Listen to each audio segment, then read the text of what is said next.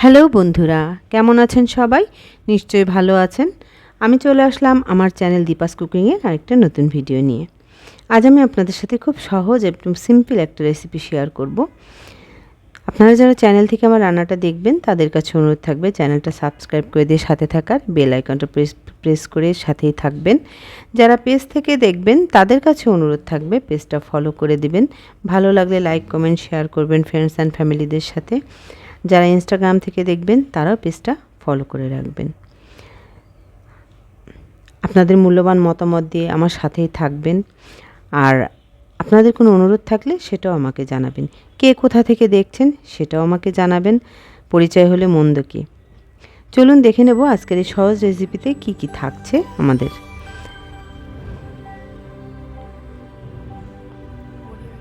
প্রথমে আমি একটা মশলা রেডি করে নেব। খুব সহজ একটা মশলা। নিয়েছি কাঁচা ঝাল পরিমাণ মতো, নিয়েছি 2 টেবিল চামচ সরিষা, 1 চামচ জিরা, আস্ত জিরা, নিয়ে নিচ্ছি একটু হলুদ, একটু লবণ। সরিষাটা বাটার সময় হলুদ আর লবণটা দেবেন, তাহলে সরিষা তিতো হবার ভয় থাকবে না। এভাবে আমি মিক্সিতে একটা সুন্দর ঘন পেস্ট করে নিয়েছি, একদম মিহি একটা পেস্ট। এবার দেখে নেব কি মাছ আজকে রান্না করছি। আজকে রান্না করব বড় বড় যে দেশি পুঁটিগুলো হয় সেগুলা। একদম তাজা ছিল পুঁটিগুলো, সেজন্য ভাবলাম আজকে আপনাদের সাথে শেয়ার করি এই সহজ রেসিপিটা। আগে থেকে কেটে ধুয়ে জল ঝরিয়ে রেখেছিলাম। এবার হলুদ লবণ মেখে আধা ঘন্টার জন্য রেখে দিচ্ছি। তারপরে আমি একদম সিম্পল ওয়েতে একটা রান্নাটা করব। আস্তে আস্তে দেখিয়ে দেব কিভাবে আমি রান্নাটা করছি। 4-5টা কাঁচা ঝাল চিড়ে দিয়ে দিয়েছি।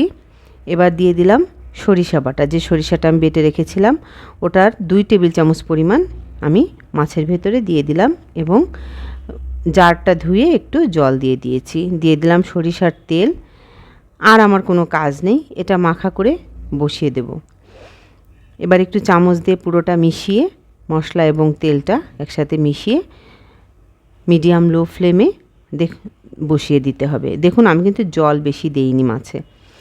এই মাছটা আপনারা এইভাবে ভাপাও করতে পারেন, সেক্ষেত্রে জলটা আরও কম দেবেন, না দিলেও হয়। সরিষাটা শুকনো করে পেস্ট করে একদম মাখা করে যদি ভাতের উপর বসিয়ে দেন, একদম ভাপা পুটি রেডি। আমি ভাপা করিনি, চুলাতেই করেছি, এই জন্য সামান্য একটু জারটা ধুয়ে জল দিয়েছি। মিডিয়াম হাই ফ্লেমে এবার আমি এটা এভাবে রান্না করে নিচ্ছি। লবণটা চেখে দেখবেন, যার যার স্বাদ মতো লবণ দিয়ে নেবেন। আর নামানোর আগে কাঁচা সরিষার তেল অবশ্যই একটু ছড়িয়ে দেবেন। আর ঝালের পরিমাপটা আমি যেভাবে মাপটা করি, প্রতিটা মাছ প্রতি আমি একটা করে ঝাল দিই। তাহলে আপনারা বুঝতে পারছেন যে মাছ কেমন আর ঝাল কেমন। যার এটাতে এত বেশি ঝালও হয় না যে কেউ খেতে পারবে না। বেশ একটা ঝাল ঝাল একটা ভাব হয়। আর এইসব সরিষার রান্নাগুলা একটু ঝালঝালি ভালো লাগে। আপনারা সেই মাপ মতো ঝাল দেবেন, তবে ঝাল যদি খুব বেশি হয়ে থাকে তাহলে একটু কমিয়ে দেবেন। মানে মরিচে যদি ঝালের পরিমাণটা বেশি থাকে সেক্ষেত্রে ঝালটা একটু কমিয়ে দেবেন। দেখুন, এবং টকবক করে ফুটিয়ে গ্রেভিটা আরও একটু শুকিয়ে একদম গা মাখা করে নামিয়ে নিলাম। ব্যাস, এত সহজ একটা রেসিপি। কাউকে খেতে বসিয়ে দিয়ে একটা ভাজি দিয়ে খেতে খেতে আপনি মাছটা তার সামনে রান্না করে দিতে পারবেন। এত সহজ একটা রেসিপি, আর ভীষণ টেস্টি। টেস্ট সম্বন্ধে কিছু বলবোই না। একদম কাঁচা মাছ রান্না করেছি, ভীষণ টাটকা ছিল মাছটা। আপনারা এভাবে রান্না করে খাবেন, কার কেমন লাগলো জানাবেন। অনেকেই খান নিশ্চয়ই, আর যারা খাননি এখনও তারা অবশ্যই খেয়ে ফেলবেন একবার, কেমন লাগে জানাবেন। রেসিপিটা অসাধারণ একটা রেসিপি এবং এটা একদম ট্রেডিশনাল একটি রেসিপি।